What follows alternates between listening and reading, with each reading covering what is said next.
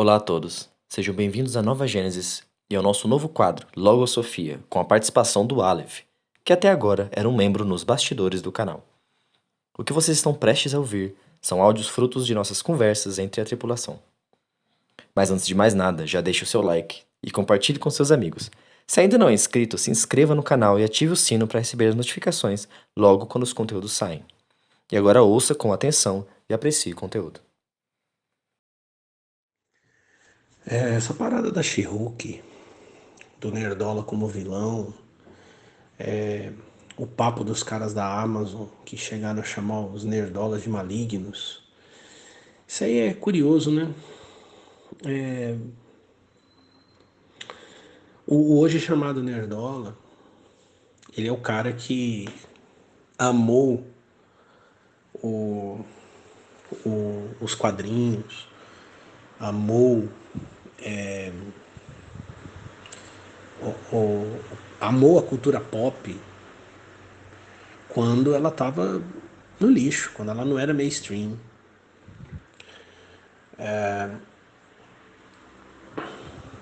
Eu não gosto de show de rock, cara. Pra mim, show de rock tem que ser aquela coisa mais intimista, de garagem. Mas eu não gosto de show porque desde que o roqueiros começaram a encher estágios, isso já se tornou o prenúncio da morte do rock. Não que o rock tenha morrido, mas ele morreu pro mundo. O hoje chamado Nerdola é o cristão oculto. É aquele cara que se trancava ouvindo, sei lá, Iron Maiden, e maravilhado com uma história do Homem-Aranha ou do Batman e, e vivia aquele mundo e incorporava aqueles valores. E ele sabia que fora dali os caras estavam pensando em festa, em dança, em sexo. E ele também pensava nessas coisas, só que ele sabia que as pessoas não partilhavam naquele mundo dele. Era um troço secreto, sabe? E valoroso e digno de ser preservado.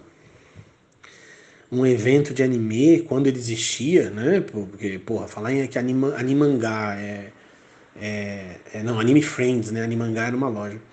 Que Anime Friends é um evento legítimo, com aquele monte de gente consumindo de um lado para o outro, enlouquecida ali, muitas vezes sem só conhecendo aquilo que é topo de prateleira.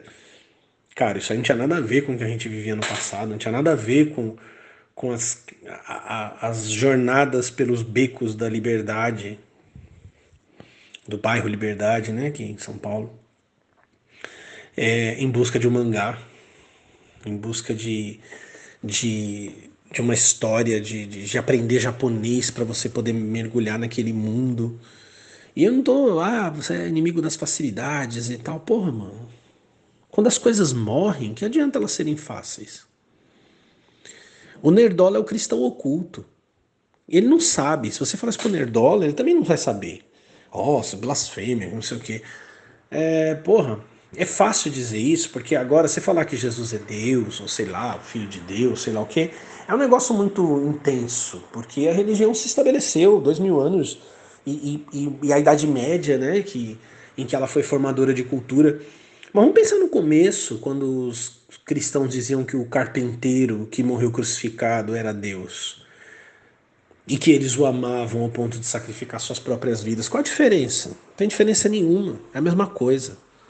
Santo Agostinho, nas Confissões, fala muito disso, da busca do homem por Deus, daquilo que o homem buscava fora de si, aquilo que na verdade estava dentro dele. Esse sonho, quando um cara assistia lá História Sem Fim nos anos 80, os Goonies, os Caça-Fantasmas, e a gente tinha aquele deleite prazeroso. Porra, pensar num filme faturar 1 milhão, isso não existia.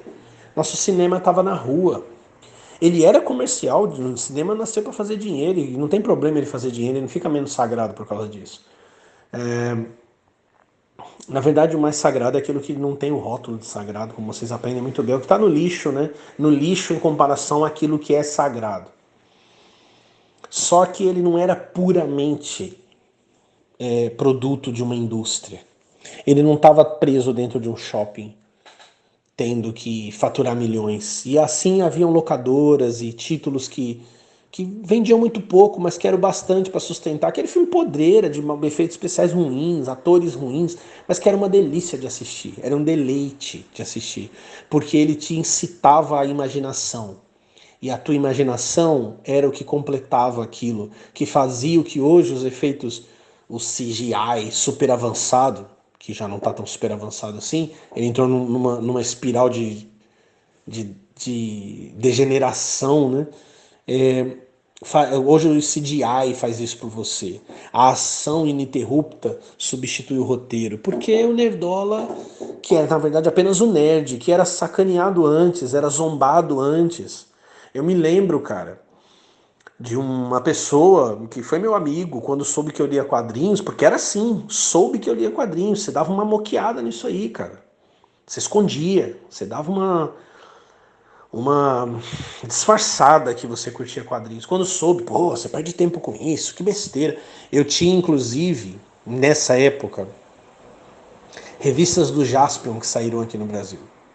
E olha, era um primor, cara, de revista. Tinha bons desenhos, tinha boas histórias, escritas pelo Alexandre Nagado.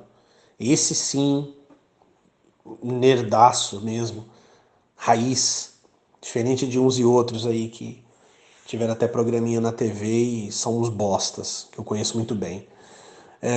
Porra, muito bem escrita, sabe?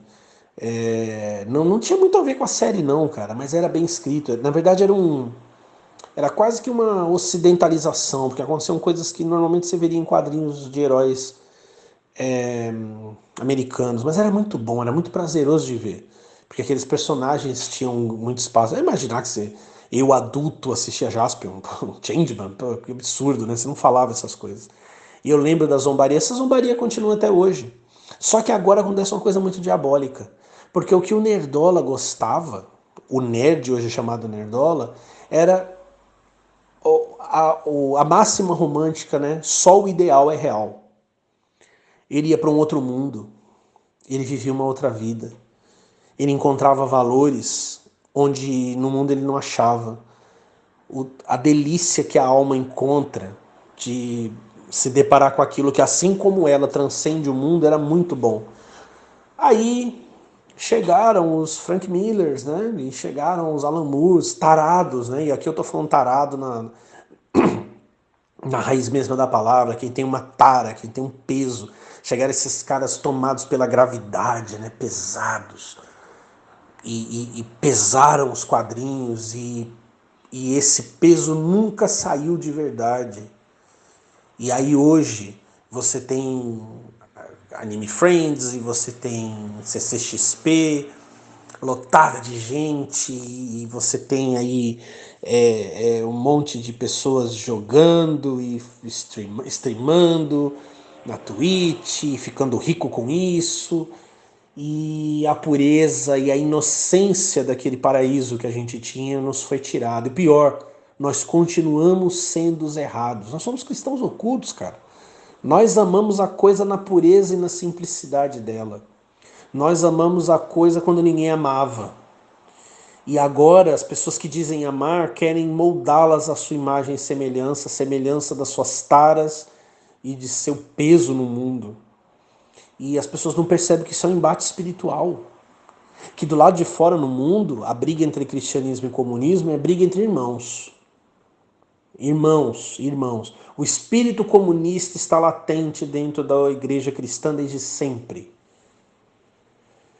E o espírito do capitalismo e das instituições e do Estado e tudo mais está presente dentro do cristianismo desde sempre. É uma briga entre irmãos. A pílula azul e a vermelha vêm da mesma mão, vêm da mesma fonte, vêm do mesmo programa de controle. É uma falsa luta, é uma falsa dialética, um falso dualismo.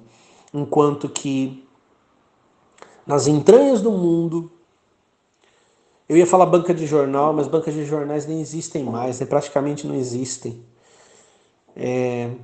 No coração do hoje chamado Nerdola, que tem que ver os seus personagens sendo descaracterizados, contaminados com o peso do mundo, continuam sendo xingados, escorraçados, zombados, e agora pior, rotulado como maligno, como diabólico.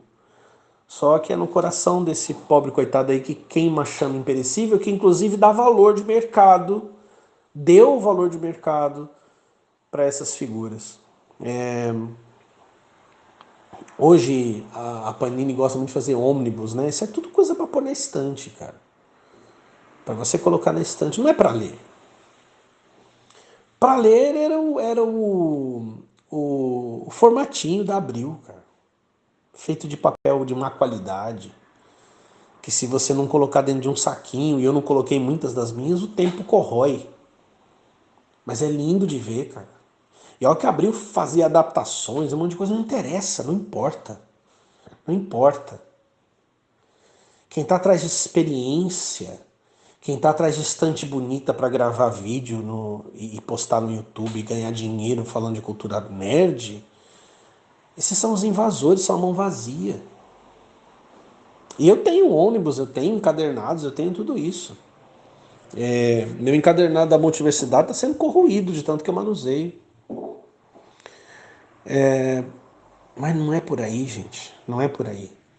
Esse não é o caminho, não é o caminho das coisas simples, não é o caminho da vozinha suave que chamou algumas pessoas e essas pessoas ouviram ao ponto de serem chamadas de estranhas, e hoje aquilo que era o motivo da vergonha deles foi aceito por todo mundo, só que não como era. A She-Hulk não foi aceita como ela era. O Namor não foi aceito como ele era. O Doutor Estranho, o personagem mais foda da Marvel, não foi aceito como ele era. Eles tiveram que mudar. E aí, o Nerdolo, chamado Nerdolo, olha e fala, peraí, tá, uma coisa tá errada. Esse não é aquele que eu amo. Olha se isso não é religioso. É religioso, porra. É só aceitar. Esse não é o que eu amo. E aí aqueles que o corrompem, que não são capazes de amar do jeito que ele ama, dizem, não, isso aqui é que é, você que tá errado, você que é mal, você que é vilão, você que odeia mulher, você que é ultradireitista, você que é o incel. Só mudaram os X, esses caras mais complexos, eles se revestiram desse americanismo, né, desse estadunidismo aí de o incel e não sei o que, mas a coisa é a mesma, o problema é o mesmo. O mundo não ama os heróis. O mundo não ama a ficção científica. O mundo não ama o rock. O rock nunca foi mainstream. O mundo não ama essas coisas. Porque elas são Deus no lixo. E o que a gente está vendo agora é a edificação de um simulacro imperial que esmaga aqueles que ouviram a voz de Deus no lixo. Não a ouviram nas religiões, porque as religiões não podiam falar com eles, porque elas não tinham como falar com eles. Ouviram a voz de Deus no lixo.